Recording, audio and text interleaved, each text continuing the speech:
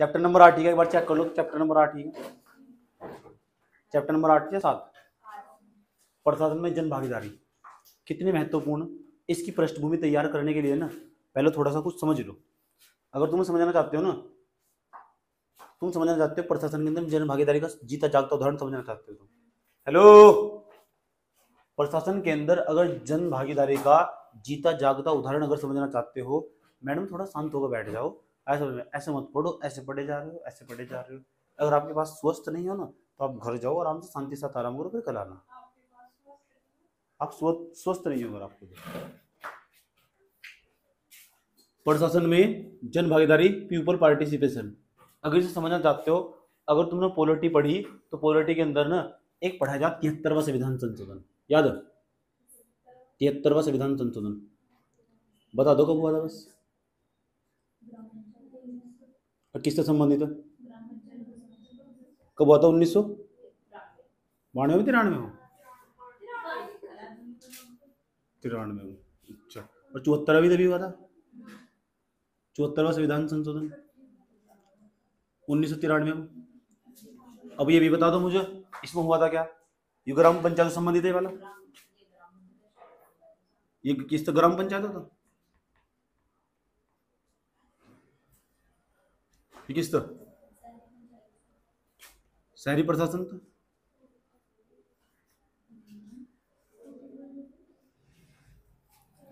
ये तो अगर हम जन भागीदारी को, ये जन भागीदारी का मतलब क्या हो प्रशासन के अंदर?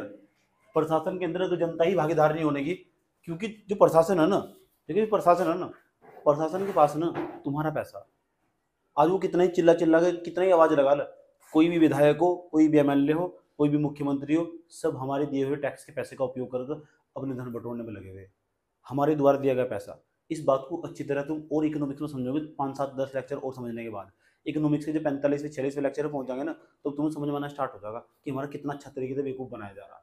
समझ, भारत के अंदर कितने अच्छे तरीके से लोगों का बेवकूफ बनाया जा रहा है, और भारत के लोगों को कितनी कम जानकारी। अब देखो, ये जो ग्राम पंचायत है ना और शहरी प्रशासन, जब यहाँ त्रिस्तरीय पंचायत व्यवस्था लागू हुई, स्थानीय प्रशासन के अंदर जब त्रिस्तरीय पंचायत व्यवस्था को संवैधानिक दर्जा दे दिया गया ना, इसका मतलब उन्होंने जनता को कहा कि तुम आओ प्रशासन में, तुम प्रशासन का हिस्सा खुद बनो। जब उन्होंने आज 73वें संविधान संशोधन और 74वें संविधान संशोधन के द्वारा ग्राम पंचायतों और शहरी स्थानीय प्रशासन के अंदर त्रिस्तरीय पंचायत व्यवस्था लागू कर दी, त्रिस्तरीय पंचायत व्यवस्था लागू कर दी ना, तो इसका मतलब उन्होंने कहा जनता को तुम आओ, तुम सरकार का हिस्सा बनो और सरकार से अपनी सरकार के अंदर अपनी भागीदारी बढ़ाओ। तुम्हारा जरूरी क्यों? क्योंकि तुम्हारे टैक्स के पैसे का तो उपयोग करने के बाद हमें धन प्राप्त होता हो और हमें इनकम प्राप्त होती होगी, इसलिए तो इन्हें बुलाया गया, आओ तुम ग्राम पंचायत हो, तुम ग्राम पंचायत, तो ग्राम पंचायत हो चाहे सारी, इन्हें संवैधानिक दर्जा दे दिया गया। अभी कॉन्स्टिट्यूशनल राइट्स है, इनका दर्जा दे दिया गया है ना, कॉन्स्टिट्यूशनल राइट्स है इनका, इनके पास संवैधानिक अधिकार है, कोर्ट में खड़े हो सकते हैं जाकर। समझ आई बात? या त्रिस्तरीय पंचायत व्यवस्था हमारे यहाँ से कौन थी? ये त्रिस्तरीय जो पंचायती राज व्यवस्था हमारे यहाँ लागू करी गई ना, वो इसी संदर्भ में लागू गई, इसी को ध्यान में रखते हुए लागू की गई। क्यों ऐसा? इसलिए रखा गया कि गांव के अंदर पंचायती व्यवस्था, ताकि लोगों का जो पार्टिसिपेशन है, लोगों की जन भागीदारी, वो प्रशासन के अंदर बढ़ाया जा सके। ऐसा करने से क्या होगा? भ्रष्टाचार के अंदर कमी आएगी। तो ये सारा काम पता किसके लिए हो रहा है? ये सारा काम भ्रष्टाचार के लिए हो रहा है।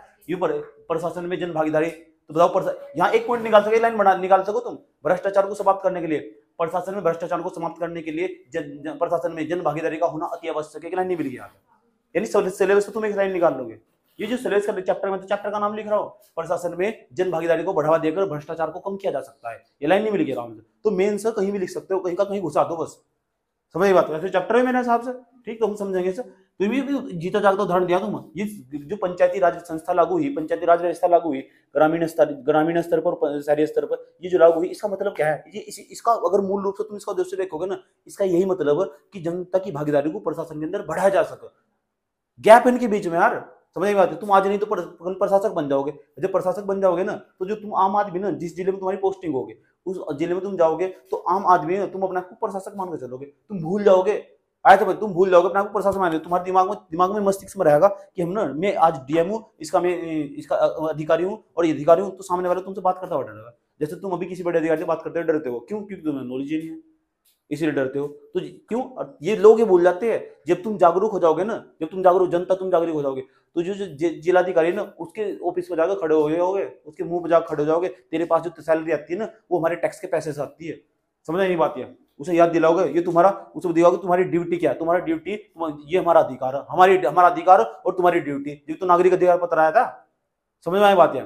तो जनता का भागीदार होना जरूरी, जनता तो पूछा जाना बहुत जरूरी, प्रशासन को जनता के भीतर घुसाना जरूरी। तो इसका मतलब बताओ जनता की भागीदारी का मतलब क्या है? लोकतंत्र की जो परिभाषा दी गई थी अब्राहम लिंकन के द्वारा, क्या कहा गया था उसमें? जनता के द्वारा किया गया शासन ही लोकतंत्र कहलाता है। तो जनता का जनता के द्वारा, जनता के साथ, जनता के द्वारा, जनता के साथ ही, जनता के उसमें एक शब्द जोड़ना, जनता के साथ, जैसे जनता का साथ आ जाएगा, यानी साथ ही प्रशासन, प्रशासन में जन भागीदारिता कहलाता है। प्रशासन में जन भागीदार, एक ही शब्द जोड़ना, जनता के साथ, उसी परिभाषा के अंतर्गत वही प्रशासन में जन भागीदारिता कहलाती है। इसे बोलते हैं पीपल पार्टिसिपेशन। जनता के द्वारा, जनता के साथ ही प्रशासन में जन भागीदारिता कहलाती है। बात समझ में आया? ये यानी लोगों का पार्टिसिपेशन होना देखो बहुत जरूरी है। अगर देखो लोग, अगर प्रशासन का हिस्सा नहीं बनने वाले ना, अगर लोगों से नहीं पूछा जाना, देखो भ्रष्टाचार तो जन्म लेगा ही लेगा। समझ में आया? कि अगर जब तक ना, अगर तुम भ्रष्टाचार कम करना चाहते हो और अगर करप्शन को कम करना चाहते हो, तो करप्शन को कम करने का यही तरीका, लोगों का पार्टिसिपेशन बढ़ाओ।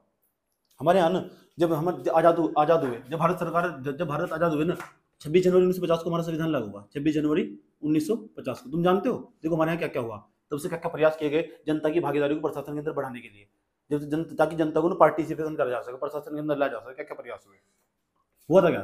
26 जनवरी 1950 को भारत का संविधान लागू हुआ। 1950 भारत का संविधान लागू हुआ उस दिन, कोई दिक्कत यहाँ तक? जब भारत का संविधान जैसे लागू हुआ ना, सुन रहे ध्यान लगाकर, अब इस दिन भारत का संविधान लागू हुआ, भारत का संविधान। तो किसकी सरकार बनी? कांग्रेस की। किसकी? कांग्रेस की सरकार थी। सबको बताया बात है तो नहीं थी? डॉक्टर राजेंद्र प्रसाद देश के प्रधानमंत्री, राष्ट्रपति थे, और पंडित जवाहरलाल नेहरू देश के प्रधानमंत्री थे। ऐसा था। तो जो कांग्रेस की सरकार थी ना, उन्होंने, कांग्रेस की सरकार ने भाई साहब एक प्रोग्राम चलाया। उस प्रोग्राम का नाम था 2 अक्टूबर 1952 को प्रोग्राम चलाया। 2 अक्टूबर, देख लो, 2 अक्टूबर को महात्मा गांधी जानती नहीं होती, आए समझ में? 2 अक्टूबर को जन्मदिन भी होती है ना, याद हो गया। 1952, 2 अक्टूबर 1952, हेलो इधर देख लो। 2 अक्टूबर 1952 को ना एक सरकार के द्वारा, कांग्रेस की सरकार के द्वारा एक प्रोग्राम चलाया। प्रोग्राम का नाम बता रहा हूँ, प्रोग्राम को हिंदी में कार्यक्रम कहते हैं। जो कार्यक्रम का चला गया ना, उसका नाम था कम्युनिटी डेवलपमेंट प्रोग्राम, सामुदायिक विकास कार्यक्रम, सामुदायिक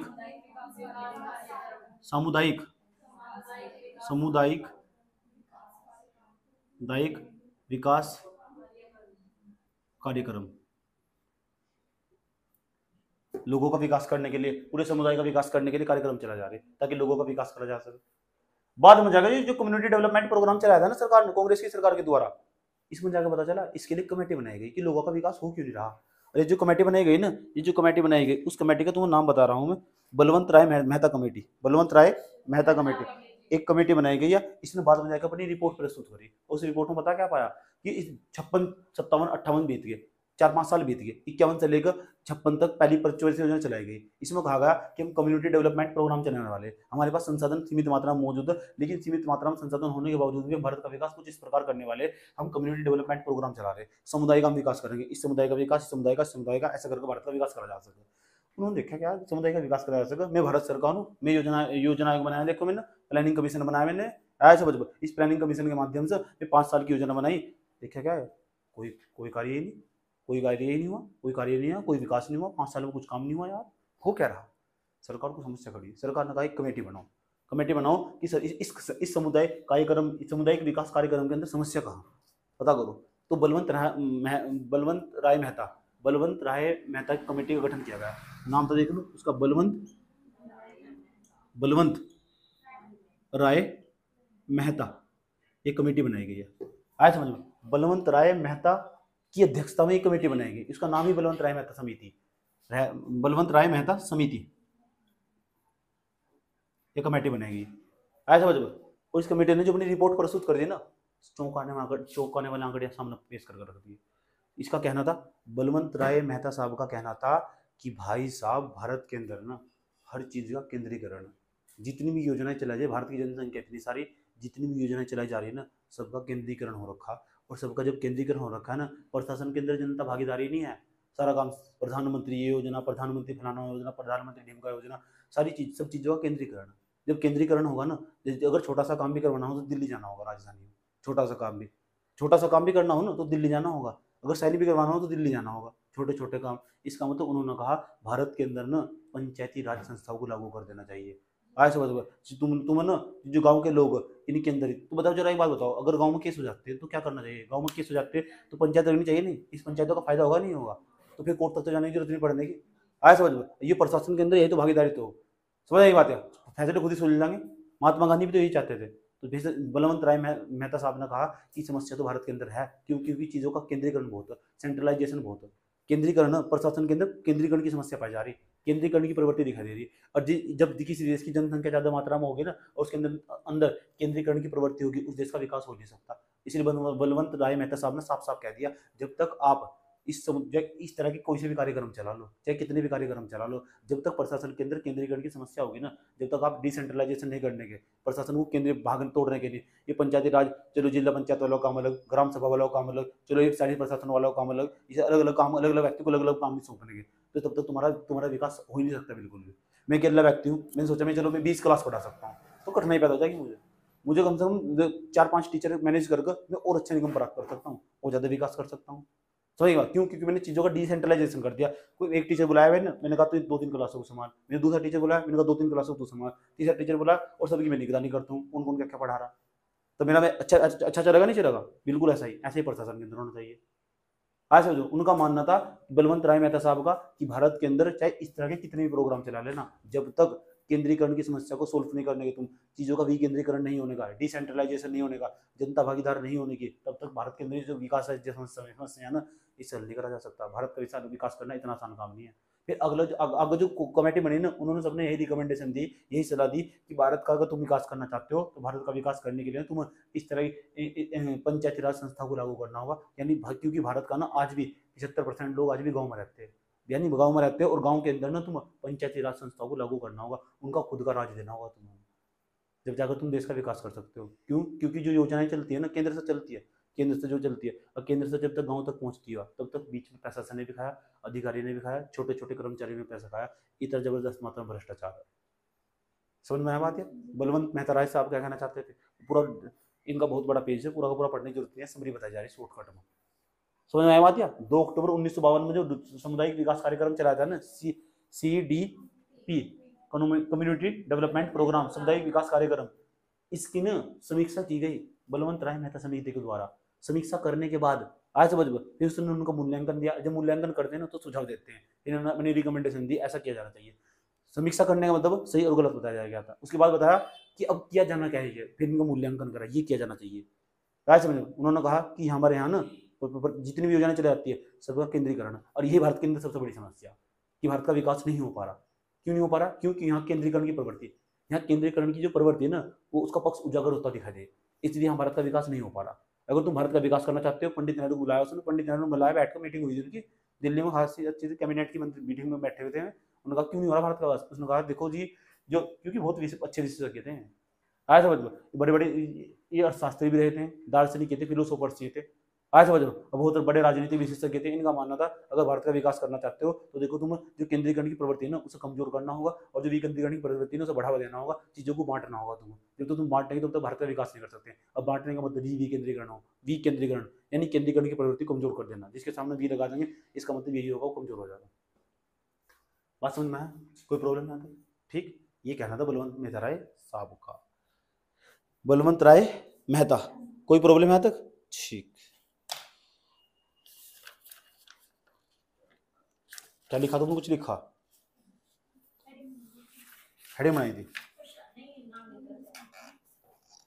तो मैं चाहता हूँ ना, तुम इसे इंट्रोडक्शन के रूप में लिख दो, ये वैसे ही शॉर्ट फॉर्म उतार दो।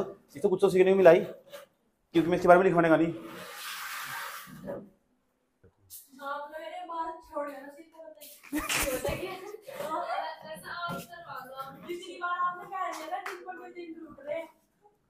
मस्त लग रहा हूँ ना मैं?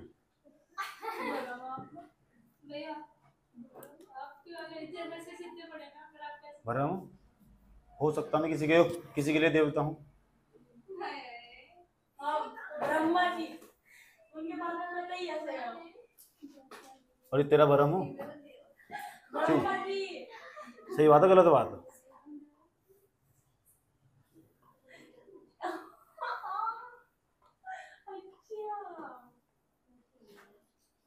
देखो वो छुट्टी वाली ना। अच्छा चमेली की छोटी। लिखो लिखो लिखो, अब लिखना स्टार्ट करो। ठीक, 4 लाइन लिखवाऊंगा, 4 लाइन सुनूंगा, तमीज से देखना अच्छे तरीके से। लोकतंत्र में आजा मेरे से आजा। हाँ तो मेरा क्या हेडिंग में से बनाएंगे, जब बता दे लिखो, लिख दे चुपचाप बैठ कर। लोकतंत्र में जनता की सेवा करना,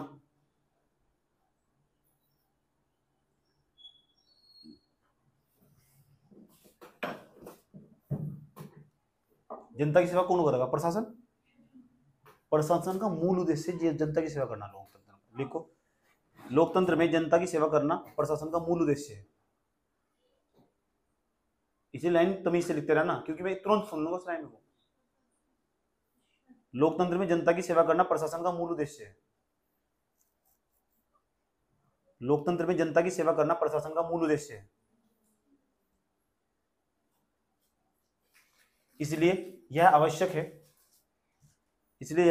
कि प्रशासन में सभी लोगों की सहभागिता हो।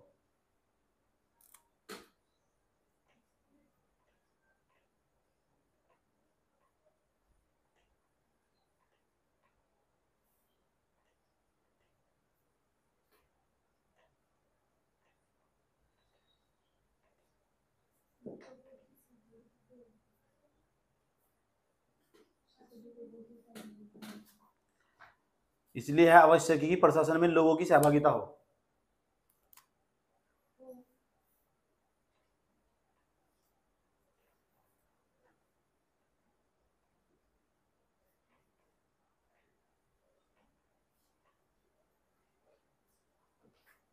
प्रशासन में क्या हो?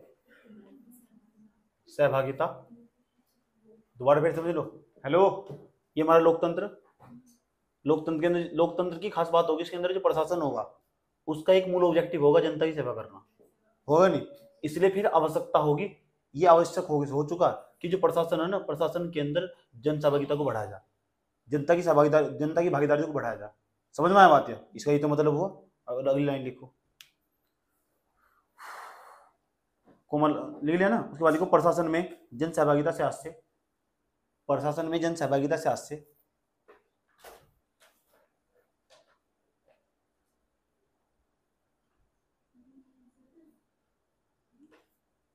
प्रशासन में जन सहभागिता से हास्य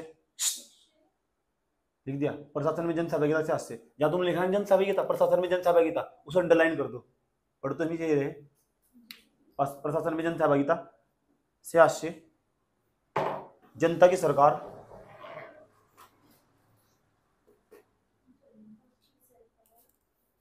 जनता के लिए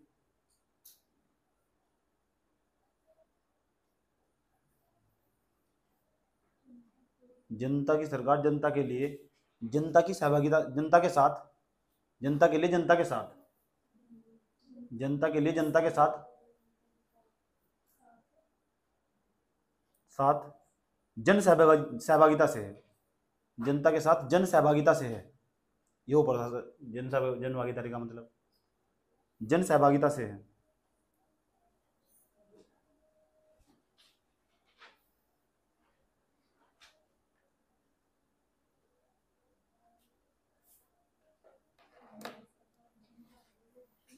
लेना यहाँ तक ठीक।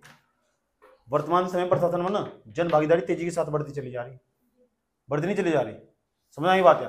अब मोदी झाड़ू मारना स्टार्ट करे ना, तो फटाफट सारे लोग झाड़ू मारते दिखाई दे रहे। हो रहा कि नहीं हो रहा? तो जन भागीदारी तेजी के साथ बढ़, जब तक इलेक्ट्रॉनिक्स आया तब तक जनता की भागीदारी और बढ़ गई, बढ़ नहीं रही बिल्कुल भी। कि कोई नीतियां बनाते समय हमेशा इन पूरी जनता तो पूछा जा, एनजीओ से पूछा जा, वे एनजीओ उन जनता का प्रतिनिधित्व करते हैं। समझ में आया बात? या ठीक। तो जनता की भागीदारी प्रशासन के अंदर तेजी के साथ बढ़ती चली जा रही। लिखो नई लाइन से, वर्तमान समय में, नई लाइन से लिखना, वर्तमान समय में प्रशासन में, वर्तमान समय में प्रशासन में, वर्तमान समय में प्रशासन में जन भागीदारी तेजी के साथ बढ़ रही है। वर्तमान समय में प्रशासन में जन भागीदारी तेजी के साथ बढ़ रही है। वर्तमान समय में प्रशासन में जन भागीदारी की भूमिका तेजी से बढ़ रही है। जन भागीदारी की भूमिका तेजी से बढ़ रही है। ऐसे तो बुखार हो रहा है तुझे, प्रशासन में तो पीछे नहीं है।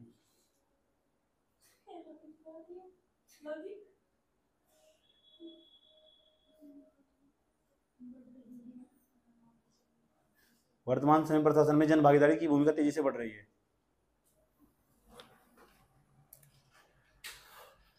अब ये योजना बनाते हैं, योजना निर्धारित करते हैं, उन्हें बोलते हैं योजना निर्धारक। योजना निर्धारक, योजना निर्धारक जो योजना बनाते हैं। क्या लिखा था उन्होंने? तेजी से बढ़ रही है क्योंकि, अब क्यों बढ़ रही है लिख लो, क्योंकि योजना निर्धारक कोमा नीति निर्माता, नीति जो नीतियों का निर्माण करते हैं, नीति निर्माता लिख दिया, कोमा विकास एजेंसी, कोमा विकास एजेंसियां, विकास एजेंसियां, कोमा विकास एजेंसियां लिख लिया।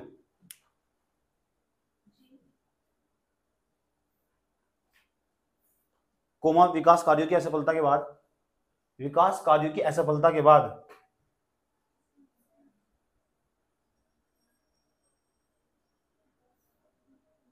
असफलता, सफलता ही नहीं मिली, ये दिखा नहीं, कम्युनिटी डेवलपमेंट प्रोग्राम चलाया था।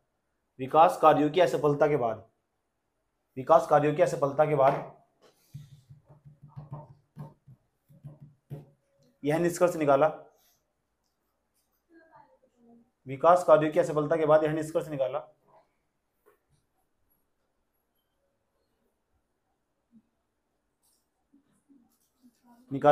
कि जन भागीदारी के बिना, यह निष्कर्ष निकाला कि जन भागीदारी के अभाव में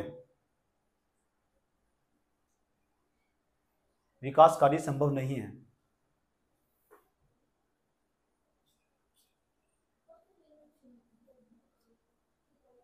जन भागीदारी के अभाव के में विकास कार्य संभव नहीं है।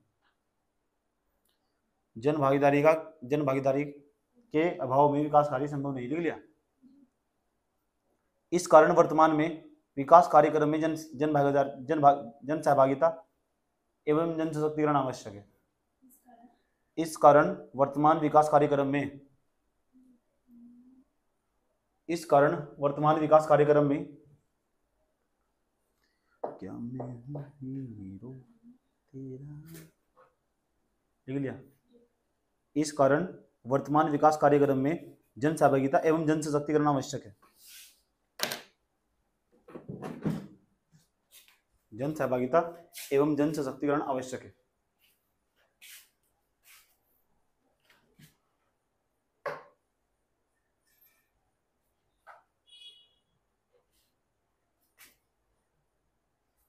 लिख लेना यहां तक।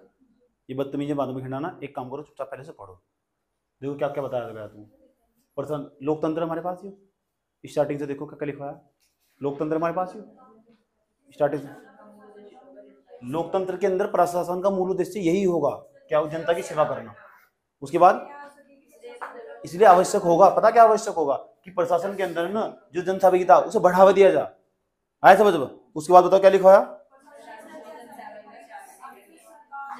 इसका मतलब जनता की सरकार, जनता के लिए, जनता के साथ सहभागिता से, ये तो लिखवाया। उसके बाद मैंने कहा वर्तमान समय में ना जो जन सहभागिता, इसकी प्रासंगिकता लगातार तेजी के साथ बढ़ती चले, इसकी तो भूमिका लगातार बढ़ती चली जा रही है प्रशासन के अंदर, बढ़ती चली जा रही। अभी जो योजना निर्धारक, नीति निर्माता हमारे आया समझ में, जो विकास एजेंसियां, इन्होंने पाया कि भारत के अंदर ना इनके अंदर बैरियर लगे हुए, बाधाएं तो कुछ ना कुछ है, तो ये असफल नहीं हुई है। विकास कार्य सारे सारे असफल हुए। क्यों है असफल? उन्होंने ये बताया कि क्यों, क्योंकि जन सहभागिता नहीं आती। तो फिर क्या किया जाना चाहिए? फिर जन सहभागिता को बढ़ावा दिया जाना चाहिए। नीचे पढ़ोगे ये तो लिखा हुआ, पूरा पढ़ो, पूरा पढ़ो, 1 मिनट, 2 बार रीडिंग मारो, आगे लिखो। अभी क्या लिखा? अच्छा, जन ये लिखा होगा वर्तमान विकास कार्यक्रम में जन सहभागिता एवं जन सशक्तिकरण आवश्यक है, यहाँ तक लिख दिया। उसके बाद लिखो आर्थिक विकास में, आर्थिक विकास में इसमें लिखना उस तरह पर लिखो मेरा आगे। आर्थिक विकास में, आर्थिक विकास में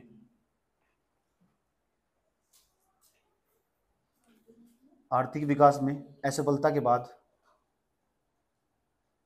आर्थिक विकास में असफलता के बाद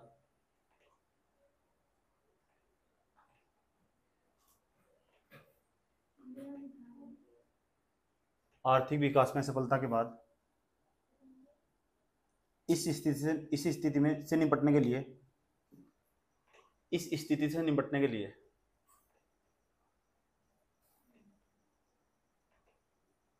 लिए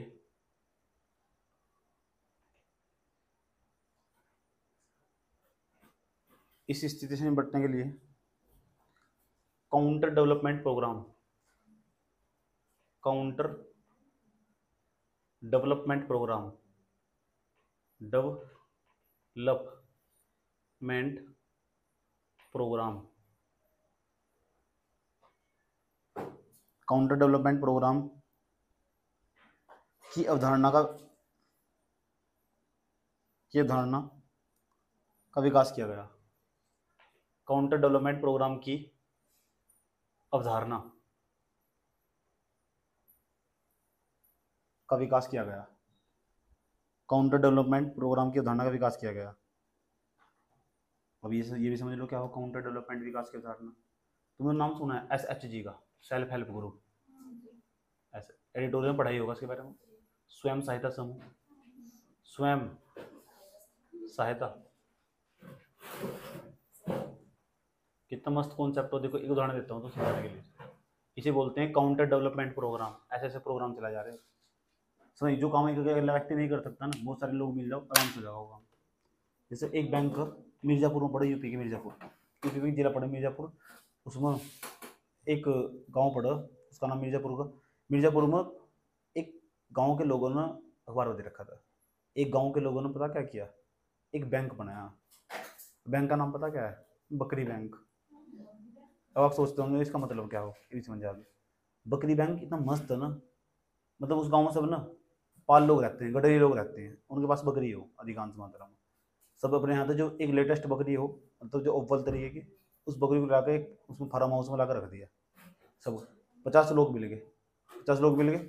अब 50 लोग उसका लालन पालन पोषण करना स्टार्ट कर दिए।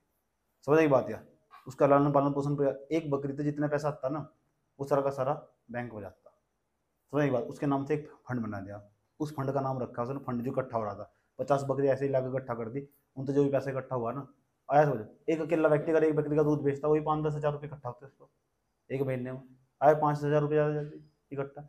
और वो 50 बकरियाँ एक साथ मिल गई। समझ आए बात? यार और 50 बकरियाँ एक साथ मिल गई ना, तो वो लाखों रुपये इकट्ठे हो जाएंगे उस फंड के अंदर।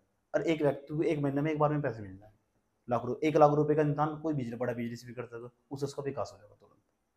हो जाएगा नहीं हो जाएगा? ये स्वयं सहायता समूह ऐसा करके हम बहुत बड़ा काम कर सकते। अगर कहते हैं एकता में बोलो, यूनिटी इज पावर, एकता में क्या हो बोलो। स्वयं सहायता समूह आज इस पे काम कर रहे हैं, सेल्फ हेल्प ग्रुप ये तो काम करते हैं।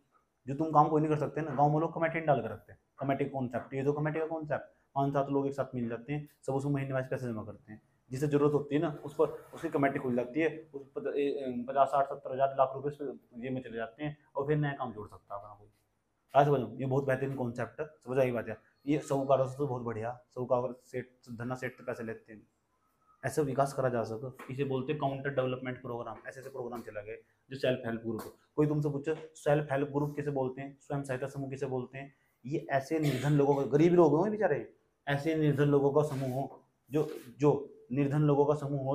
आज समझ लो, जो स्वयं को ना, तो स्वयं तो सहायता करता, सेल्फ हेल्प ग्रुप स्वयं सहायता करता और स्वयं ही लाभान्वित होता। स्वयं सहायता करता और स्वयं ही क्या होता, लाभान्वित होता। तो ये एक ऐसे पूछो तुमसे, स्वयं सहायता समूह किसे कहते हैं? स्वयं सहायता समूह SHG, सेल्फ हेल्प ग्रुप, ऐसे निर्धन लोगों का समूह होता जो स्वयं ही सहायता करता और स्वयं ही लाभान्वित होता। आया समझ लो? तो ऐसे लोगों के समूह को, तो ये भी कॉन्सेप्ट काउंटर डेवलपमेंट प्रोग्राम के अंतर्गत आता होगा। ऐसा करके लोगों का विकास किया जा सके, गाँव गाँव गली गली इस तरह विकास तो हो सके। कहते हैं एक तंबल हो, अब यहाँ मिल जाओ थोड़ा ऐसा ही, वो तो गाँव के अंदर ही मिले। पुराने लोगों के अंदर उन्होंने एक बकरी बैंक बनाया इस तरह ही, बकरी बैंक बनाकर जब भी किसी व्यक्ति की जरूरत पड़ती है, अगले महीने कोई और निकाल लेता, अगले महीने कोई और निकाल लेता, अगले महीने कोई निकाल लेता। ऐसे करके ये सारा पैसा हर महीने पैसे जमा करते हैं, जितना उस बकरी से आता होगा, तो नाम रख दिया बकरी बैंक।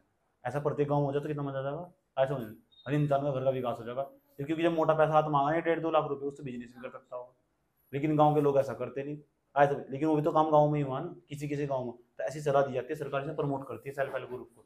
अब तुम्हें पता, जो स्वयं सहायता समूह सरकार इनकी मदद भी करती है। स्वयं सहायता समूह सरकारी ने अलग रिलीफ देती है, अलग देना छूट भी देगा, कुछ सब्सिडी भी दे देना कभी कभी। आया समझो, ग्रांट भी देगा ना, अनुदान भी देगा ना सेल्फ हेल्प ग्रुप वालों को, तो फायदा हो। 50-60 लोग एक साथ मिल जाओ। अब देखो हमारे पास 3 बीघा टुकड़ा, उसकी बराबर में 20-30 पट्टे पड़े हुए, अगर मैं एक साथ मिलकर एक ही सारी डोर हटा दूं बीच में, और सारा एक ही जगह अनाज इकट्ठा कर और फिर मार्केट में लगा के बेचे, और वहीं एक ही ट्वेल्व हो पूरा का पूरा, 20-30 खेत वाले एक साथ मिल जाओ, नहीं कभी ऐसा होने का नहीं, और फिर सरकारी में फायदा रहेगी। समझ नहीं, 50 लोगों के आसपास का समूह होगा, मिलने के नहीं लोग, समझ में आ बात है। तो सेल्फ हेल्प ग्रुप, इससे क्या होगा, एकता को भी बढ़ावा मिलेगा। सही बात है, समाज के रिश्ते भी सुधरेंगे। तो वो एक अलग कॉन्सेप्ट है, जब ऐसा चीज़ के बारे में पढ़ा जाएगा वो अलग केस है। सेल्फ हेल्प ग्रुप के बारे में पढ़ा जाएगा ना, वो अलग केस है। इसमें तुम उसमें पढ़ाओगा सामाजिक न्याय वाले चैप्टर में, समझ में आया बात है। सामाजिक न्याय वाला जो पढ़ाया जाएगा ना, सामाजिक न्याय सोशल जस्टिस पढ़ा जाएगा, उसमें पढ़ा हुआ स्वयं सहायता समूह, तो काउंटर डेवलपमेंट प्रोग्राम का हिस्सा। अभी क्या लिखा तुमने,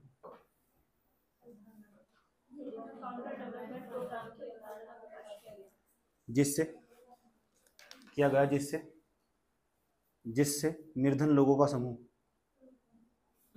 जिससे निर्धन लोगों का समूह स्वयं सहायता समूह, जिससे निर्धन लोगों का समूह, जिसे निर्धन, ऐसे लिखो, जिसे निर्धन लोगों के समूह के रूप में गठित किया गया। निर्धन लोगों के समूह स्वयं सहायता समूह के रूप में गठित किया गया। जिसे निर्धन लोगों के समूह स्वयं सहायता समूह के रूप में गठित किया गया। वो लिख लो फिर आपकी, जिसे निर्धन लोगों के समूह स्वयं सहायता समूह के रूप में गठित किया गया। जिसे निर्धन लोगों के समूह स्वयं सहायता समूह के रूप में गठित किया गया।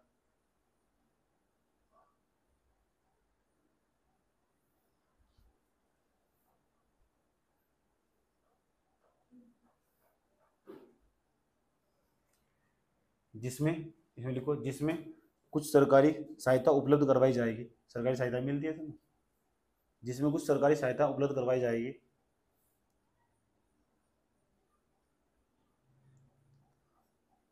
सरकारी सहायता उपलब्ध करवाई जाएगी तथा लोग स्वयं से कार्य करेंगे और स्वयं को लाभान्वित करेंगे, तथा लोग स्वयं से प्रयास करेंगे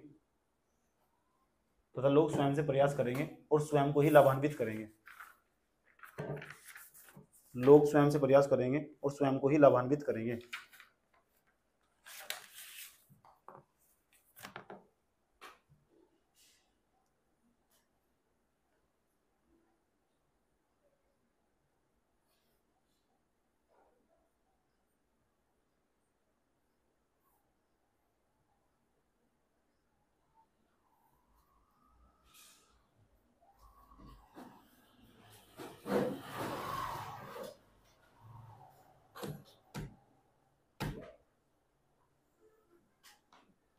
आया समझ में? तो जो ये स्वयं सहायता समूह, इनकी मांग उठाने का काम नागरिक समाज नहीं करता, सिविल सोसाइटी। भाई इनकी मांग को कौन उठाने का काम करे? नागरिक समाज, सिविल सोसाइटी, सभ्य समाज, ये लोग ये तो काम करते हैं। इसका मतलब जो हमारे प्रशासन में जन भागीदारिता को बढ़ावा देने के लिए सिविल सोसाइटी की बहुत अच्छी भूमिका। आया समझो? तो इसमें ऐड करेंगे इस पॉइंट को। बात समझ में आई? भाई सिविल सोसाइटी के लोग, मेरे पास 50 लोगों का ग्रुप है, मुझे 50 लोगों के ग्रुप की जानकारी नहीं है। हमने कहा कि हमारे साथ शोषण हुआ, सरकार के पास हमारा फंड पड़ा होता बकरी बैंक वाला, और सरकार ने उसके साथ घोटाला कर दिया, तो फिर हम किसे बताएंगे? पढ़े लिखे लोग, स्वयं जो नागरिक समाज होगा, सिविल सोसाइटी के लोग हैं, वे आंदोलन करेंगे, वही तो हमारे करेंगे। यानी वही तो लोग जो जन भागीदारिता को बढ़ावा देते हैं प्रशासन के अंदर, कौन है? Civil society. बात समझ में आई है? ठीक, अब लिखो, प्रशासन में जनता की सहभागिता, प्रशासन में जनता की सहभागिता, जनता की सहभागिता अप्रत्यक्ष एवं अनौपचारिक है। अप्रत्यक्ष एवं अनौपचारिक है। प्रशासन में जनता की सहभागिता अप्रत्यक्ष एवं अनौपचारिक है। अप्रत्यक्ष एवं अनौपचारिक है।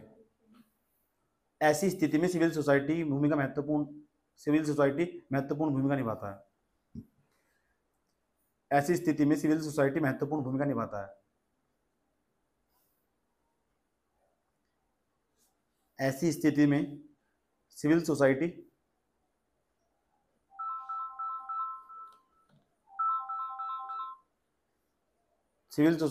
महत्वपूर्ण भूमिका निभाता है। ऐसी स्थिति में सिविल सोसाइटी महत्वपूर्ण भूमिका निभाता है।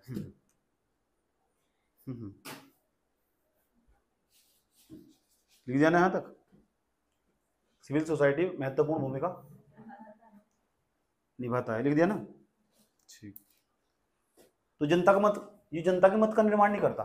जनता कहते तुम अपना वोट दो, मैं तुम्हारा प्रतिनिधित्व करूंगा, बनाने की जरूरत नहीं है तुम्हें। जो सिविल सोसाइटी के लोग, तुम बताओ तुम्हारे साथ क्या क्या घोटाला हुआ, मैं उसे बताते हैं। फिर जनता का मत का निर्माण नहीं करता, एक प्रकार उनका वोट बैंक बन जाता है एक प्रकार से।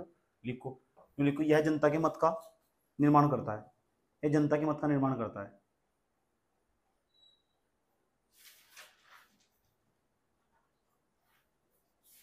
तथा उन मांगों को प्रस्तुत करने का प्रयास करता है। जनता के मत का निर्माण करता है तथा उन मांगों को प्रस्तुत करने का प्रयास करता है। तथा उन मांगों को प्रस्तुत करने का प्रयास करता है।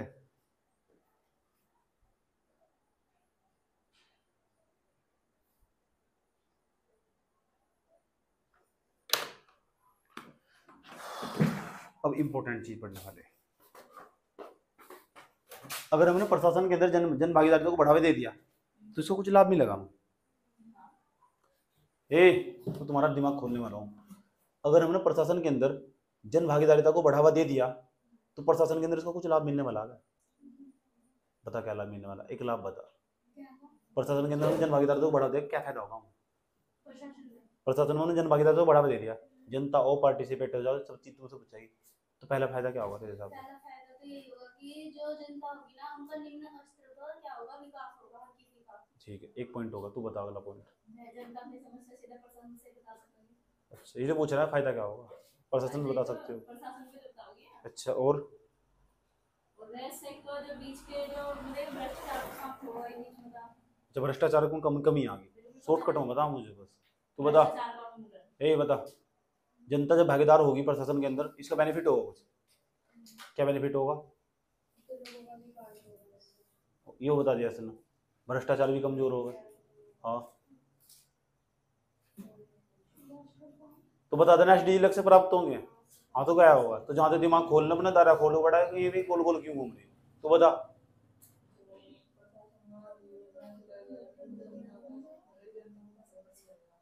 जनता जागरूक हो जाएगी, ये कहना चाह रही है, यानी जागरूकता बढ़ती चली जाएगी। तो बता क्या फायदा होगा अगर जनता प्रशासन के अंदर भागीदारिता बढ़ती चली जाएगी तो?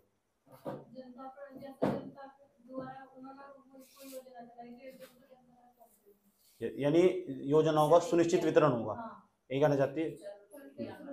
सुचारू रूप से क्रियान्वयन होगा फिर उनका। आप बताओ। विकल्प, यानी विकल्प का जो भाव होता है ना, यानी विकल्प प्रचुर मात्रा में बढ़ते चले जाएंगे। आप बताओ।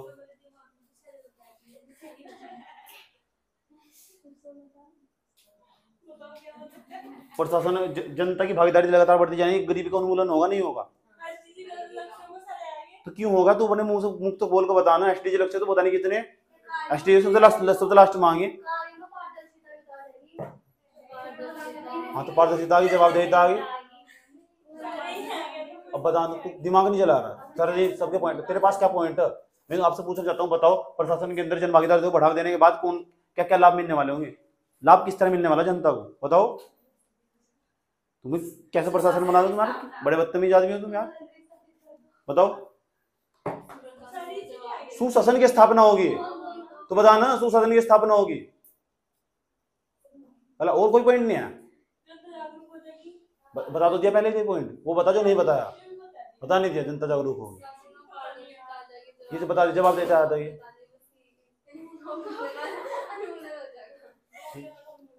और बताओ। हाँ, चलो रेट। तो सामाजिक लेखा परीक्षण अलग चीज है, अलग चीज है, वो कानूनी मान्यता मिलनी चाहिए ना उसमें। तो बता, खुलापन हो जाएगा। उनके मौलिक अधिकारों का उल्लंघन भी तो कम होगा। हाँ, मौलिक अधिकारों को बढ़ावा मिलेगा, सही बात है। इन तो संविधान तो जोड़ते नहीं, जोड़ दिया ये कल जितना डेवलप नहीं होने की ना, तो यूपीएससी तैयारी नहीं कर रहे, बताओ। और जनता को आर्थिक लाभ भी होगा, सही बात यार, रोजगार की समस्या भी हल होगी उनकी। हाँ, लोक प्रशासन में उत्तरदायित्व की भावनाएं बढ़ेगी। देखो मैडम कह रहे सुन लो, तुम दिमाग चलाए नहीं, तुम उल्टा सीधा दिमाग चलाओ, समझ बात यार। और बताओ, बस क्या राजनीति, क्या बस ये एडिटोरियल उठा के लिखना, ये उठा के ये घर की मुर्गी दाल बराबर हो सबके दिमाग पर। जब तक जोर नहीं डालने के ना, जो बैठ के हम मजाक करते रहते हैं, तो तुम कुछ नहीं है। तुम 4 लाइन नहीं बोल सकते, तुम 4 लाइन लिख सकते, बताओ क्या तुम्हारे पास है? कॉपी नहीं है, पेन नहीं है, सोचो, बताओ, दिमाग पर जोर डाल लो ना। हम कह रहे कि प्रशासन के अंदर जन भागीदारी को बढ़ावा दे दिया, तो बेनिफिट क्या होगा? कोई संविधान से जोड़ रहा है, कोई कहीं से जोड़ रहा है,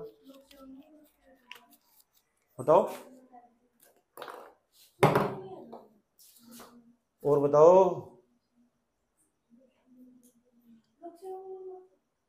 भारत के अंदर में बताओ क्या क्या कमियां,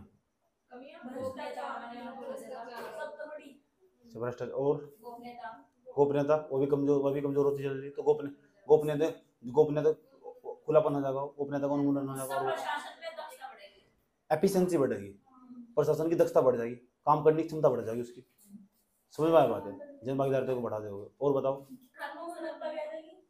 क्या कार्य में गुणवत्ता होगी क्या भी। और बताओ, ये इधर बैठा हुआ ना डिपार्टमेंट, ये कोने में बैठा हुआ, इसका कोई दिमाग नहीं है, सही बात है। ये कूड़े कचरे के बराबर, बस कार्य में कुशलता आ जाएगी, वही मतलब है सबका, घुमा फिरा के वही बातें लिखनी। और बताओ,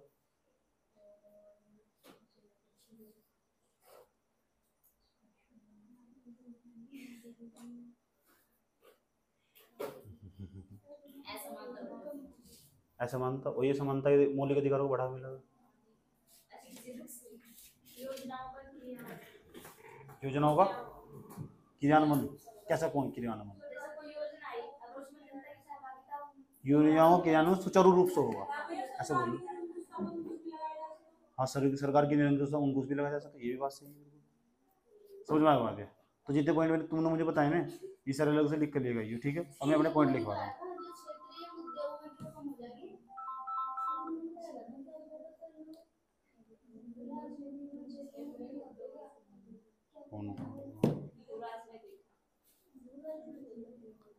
चलो, अभी क्या लिखा तुमने?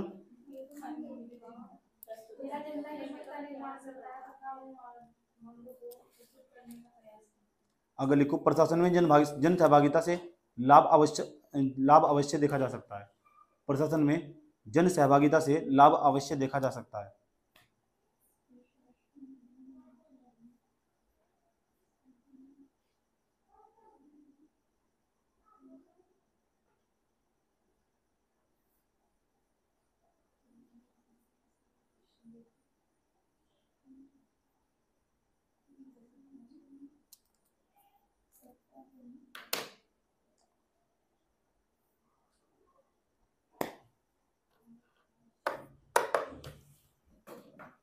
अब समझ लो अच्छी तरह।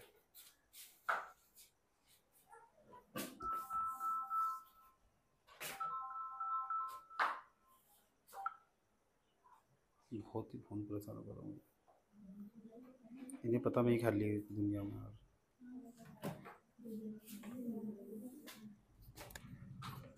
अब मोदी जी ने पता क्या किया? स्वच्छ कार्यक्रम चलाया, स्वच्छता अभियान चलाया। जो स्वच्छता अभियान चलाया, उन्होंने झाड़ू उठाई, आया समझ में, और लोगों ने ऐसे झाड़ू मारनी शुरू कर दी, समझ की बात है। जरा एक बात बताओ, तो स्वच्छता अभियान चलाया उन्होंने, जो स्वच्छता अभियान चलाया, सुन लो, ध्यान लगाया अच्छे तरीके से, ठीक। अब तुम्हें जान कर हैरानी होगी, भारत के अंदर प्रत्येक एक WHO कहता, मैं नहीं कह रहा, WHO की रिपोर्ट के मुताबिक भारत के एक बंदे पर अमूमन जो स्वास्थ्य, वो एक महीने के अंदर 6,000 रुपए की दवाई खा लेता है, जो स्वस्थ है उसकी बात नॉर्मल तरीके से 1 महीने के अंदर, 1 साल के अंदर, 1 साल के अंदर उसके ऊपर ना उसकी हेल्थ पर लगभग 6,000 रुपये का खर्चा। कितने का? 6,000 औसतन जोड़ा गया, औसतन जोड़ा गया, ऐसा मानना। कोई भी मनुष्य भारत की जनसंख्या 100-125 करोड़, 125 करोड़ है। 125 करोड़ की गुना 6 तो करिए 6,000 तक, 6,000 तक कर दियो, गुणा कर दो 6 पंजे 30 की 0, 6 दूनी 12, 12 3 15 का 5 का, 6 कम 6, 6 इतना बैठेगा 7, उसके बाद कितनी 0 बैठेगी? 1 2 3, 1 2 3 4 5, इकाई, धाई, सैकड़ा, हजार, 10,000, इसका मतलब 75,000, 75,000 करोड़, ये करोड़ है।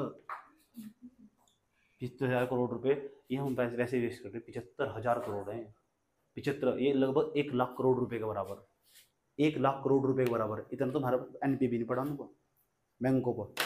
इतना पैसा हम ये वैसे ही वेस्ट जा रहा है। पता क्यों जा रहा है? क्योंकि भारत के लोग स्वच्छता का ध्यान नहीं रखते। समझ आए बात है? 75,000 करोड़ रुपए वेस्ट हो रहा है हमारा। अगर मैं भारत की जनसंख्या 125 करोड़ मान लूँ, अगर अब तो ज़्यादा ही हो रही है, 140 करोड़ के आसपास हो रही, गुणा कर देना, ये इतना पैसा वैसे ही जा रहा है हमारा औसतन। किन की वजह से? इनके जैसे कमीने बन के लोग जो बैठा हुआ ना पीछे डिपार्टमेंट के पीछे इधर बैठा हुआ है आधुनिक मॉडल वाला। अगर ये साफ सफाई का ध्यान रखकर ना, आए समझ लो, ये साफ सफाई का ध्यान रखकर, तो भारत के इतने पैसे बचे जा। इतना ही नहीं, चलो भारत के इतने पैसे बचे जा, और भी इतना ही नहीं, भारत के अंदर जो उत्तराखंड के शहर है ना, ये लास्ट के 10वें स्थान में भी नहीं आते स्वच्छता के मामले में। इंदौर आओ बार स्वच्छता सर्वेक्षण में पहले नंबर बार हो जा रहा है। पिछले 5-7 साल तो यार लगातार 2014 तो स्वच्छता सर्वेक्षण अभियान चलाया आपने, वो ही आ रहा है। मैं सोचूं भारत के अंदर उत्तराखंड का जो रैंकिंग स्थान क्यों नहीं बढ़ रहा? इनके जैसे कमीने पढ़ के लोग यहाँ से रहे, उत्तराखंड का रैंकिंग स्थान बढ़ने दे रहेगा। ऐसा समझ लो, एक दिन में 8 बार ना करो, भारत के उत्तराखंड के जैसे द्वार का भी नाम आ जाएगा।